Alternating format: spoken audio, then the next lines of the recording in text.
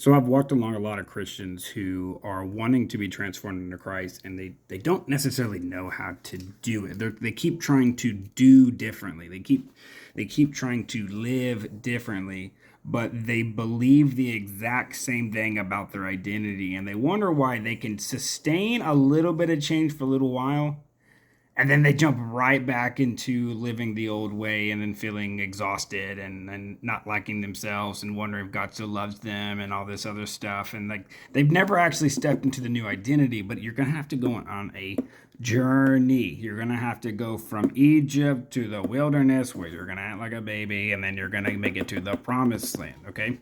But it's not going to be from you leaving Egypt of, let's say, sin and going through a wilderness of like trusting God to live better. And now you're like, yeah, now I do so much better. I'm a better person. No. The moment you step out of Egypt, right, whether you realize it or not, you are holy and blameless and faultless and righteous and justified and washed and purified, dead to sin, freed from it, not slave to it, and set it to render powerless over you. Right? It's not about what you do, right?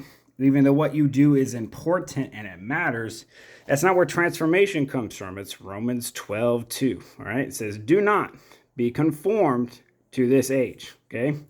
But be transformed by the renewing of your mind. Said a different way, that is you thinking like you've never thought before. So it's like, do not be conformed to this age, or do not be conformed to the patterns of the world, your translation may say. We usually think that's like, don't do what the world does. No, it's stop thinking like the world thinks. Stop thinking you are this, that you are what you do, and you are how others treat you, and your circumstances, and where you come from, and how you feel. This is where shame lives, okay?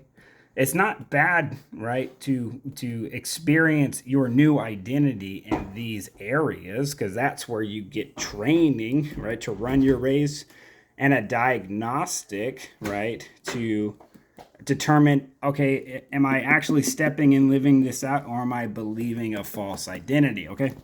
So you're going to go through this, right? You're going to go, I'm a sinner, right? Or if a lot of Christians, even after like 2 decades, hold on, buddy.